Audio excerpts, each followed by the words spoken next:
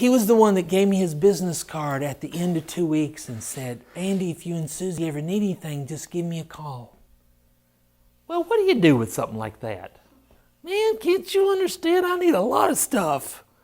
I mean, I need support, and I need a new card, and I need. But I thought, I will never find out what this guy means until I call him and ask him. I went up and I'm shaking, and I thought, I am going to find out. I mean, the battle was tough, man. I was battling in my mind, he just did that. He didn't really mean it. They'll forget that,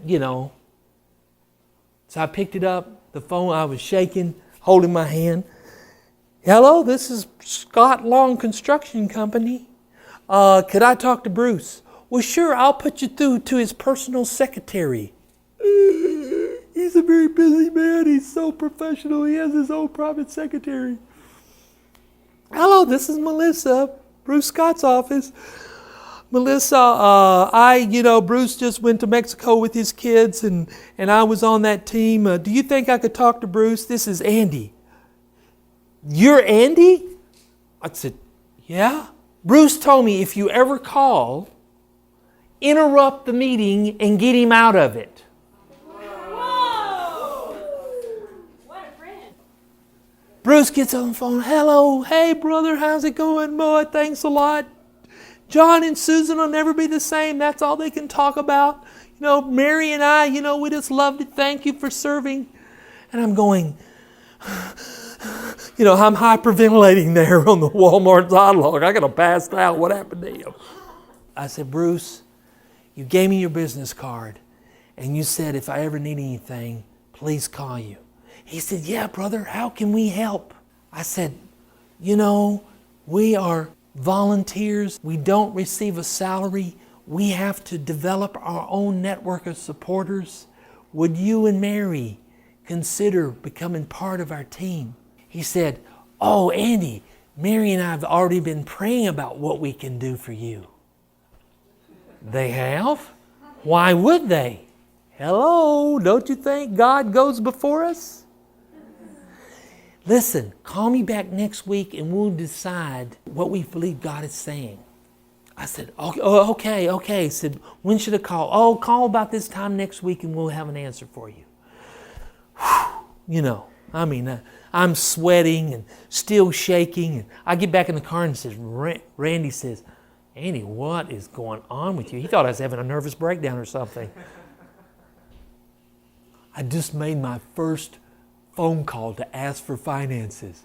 So I called back a week later. Bruce and Mary said, we so thank you for serving our family. We would like to help you build your support. I said, well, what do you mean? We would like to hire an artist to professionally design you some stationery and a newsletter.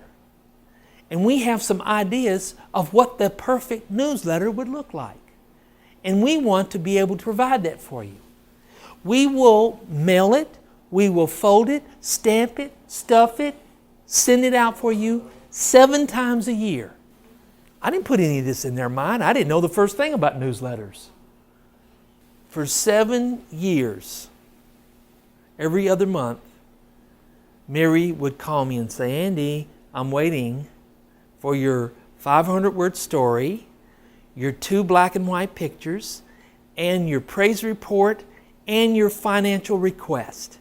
I said, do I have to ask for money every letter? Absolutely. You have to ask for something. Do you have any needs? I said, well, we'll have needs. You have to ask every letter. We are givers. We can't read your mind. We don't know what you need. So how is anybody else going to know what you need unless you communicate it? And don't be afraid to ask, because this is our part of the kingdom, is giving. I'm getting a big education here from the donor end. For 7 years,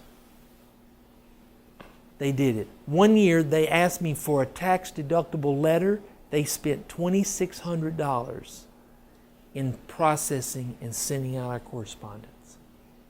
What would have happened if I never made that phone call. You will not know until you take a step across your fear, pick up that phone, and find out.